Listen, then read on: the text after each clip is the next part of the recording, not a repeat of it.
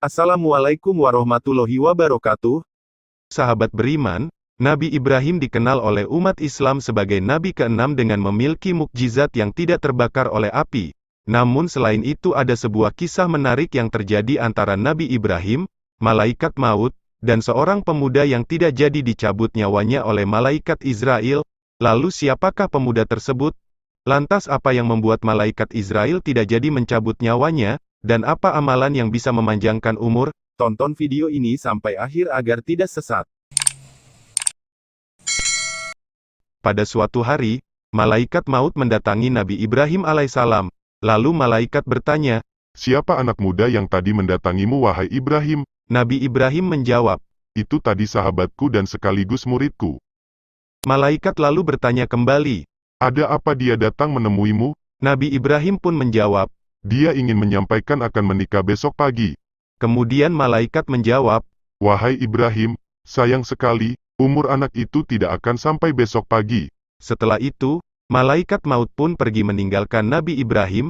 Hampir saja Nabi Ibrahim alaihissalam tergerak untuk memberitahu anak muda itu, guna untuk menyegerakan pernikahannya malam itu juga, dan memberitahu tentang kematiannya. Akan tetapi langkah Nabi Ibrahim alaihissalam terhenti, dan memilih kematian tetap menjadi rahasia Allah subhanahu wa ta'ala. Akan tetapi pada keesokan harinya, Nabi Ibrahim alaihissalam ternyata melihat dan menyaksikan anak muda tersebut melangsungkan pernikahannya.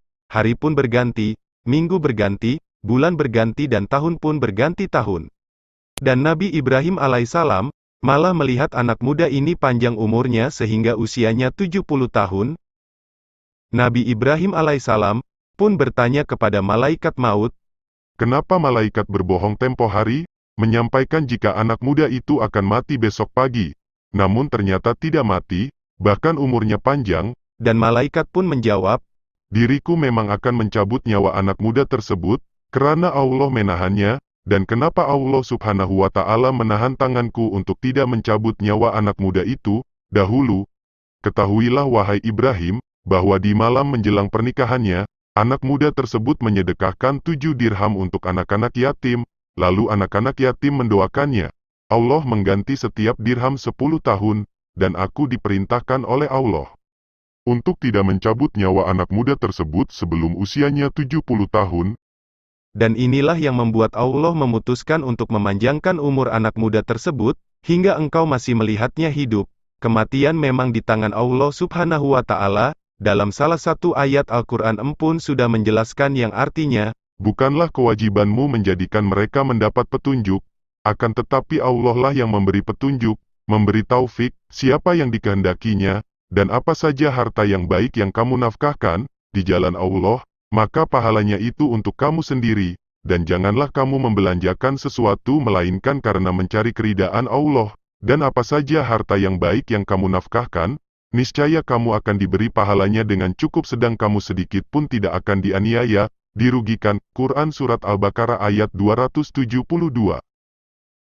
dan ingatlah memajukan dan memundurkan kematian adalah hak Allah subhanahu wa ta'ala dan Allah subhanahu wa ta'ala memberitahu lewat kalam Rasulnya, Muhammad sallallahu alaihi wasallam bahwa sedekah itu bisa memanjangkan umur. Wallahu alam bisawab. Sahabat beriman, dari kisah itu kita tahu bahwa lewat sedekah bisa memanjangkan umur. Sahabat beriman, jangan lupa untuk sedekahkan sedikit harta kita untuk orang yang sedang membutuhkan. Karena jika kita bersedekah tidak akan mengurangi harta kita dan malah menambah harta kita. Masya Allah. Sahabat beriman, jangan lupa beri informasi dengan share video ini karena sebaik-baik manusia adalah yang paling bermanfaat bagi manusia. Wassalamualaikum warahmatullahi wabarakatuh.